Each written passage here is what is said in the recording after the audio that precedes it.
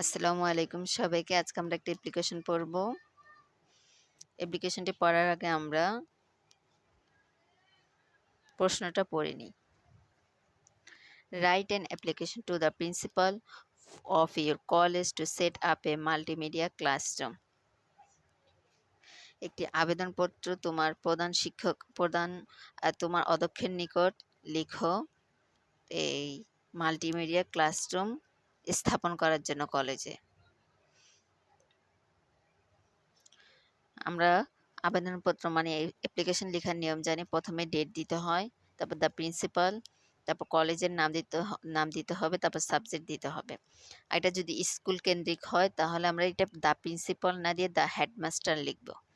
এটা যেন আমাদের মনে থাকে।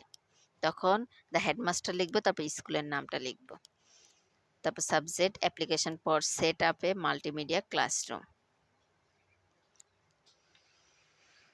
Sir, with due respect, we beg to state that we are the students of your college.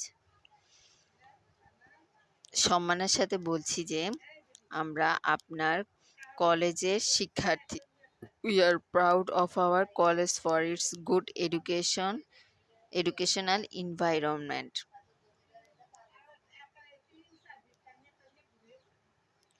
আমরা গর্ববোধ করি যে আমাদের কলেজে ভালো পড়াশোনার পরিবেশ রয়েছে। Needless to say that we have many educational facilities here. বলা বাহুল্য যে আমাদের অনেক মানে শিক্ষাগত সুযোগ সুবিধা রয়েছে এখানে। But it is so that we have no multimedia classroom in our college. But কিন্তু দুঃখের বিষয় যে আমাদের কলেজে কোনো মাল্টিমিডিয়া ক্লাসরুম নেই। It is very important for us. এটি আমাদের জন্য খুবই গুরুত্বপূর্ণ। The present egg is the egg of modern technology. বর্তমান সময় হচ্ছে আধুনিক প্রযুক্তির সময়। And it is a part of our education. এটি আমাদের শিক্ষার একটি অংশ। So we all request to set up a multimedia classroom as much as possible. তাই আমরা সকলে অনুরোধ করছি যে একটি মাল্টিমিডিয়া ক্লাসরুম স্থাপন করার জন্য যত তাড়াতাড়ি সম্ভব। তারপর আমরা 2 আঙ্গুল গ্যাপ রাখবো।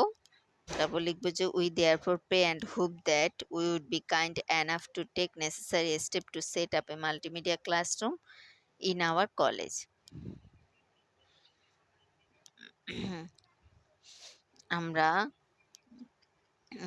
আমরা প্রার্থনা করি এবং আশা করি যে আপনি মাল্টিমিডিয়া ক্লাসরুম আমাদের কলেজে স্থাপন করার জন্য যথাযোগ্য পদক্ষেপ নেবেন। Your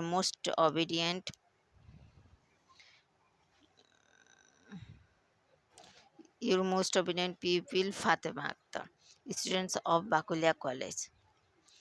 আজকের ক্লাসটা কেমন লাগলো কমেন্ট করে জানাবেন। ফ্রেন্ড সার্কেলের মধ্যে শেয়ার করে দিবেন। সাবস্ক্রাইব করবে, পাশে থাকবেন। আর আপনারা অর্থ বুঝে পড়ার চেষ্টা করবেন। অর্থ বুঝে পড়লে এটা মনে থাকে ভালো। আল্লাহ হাফেজ।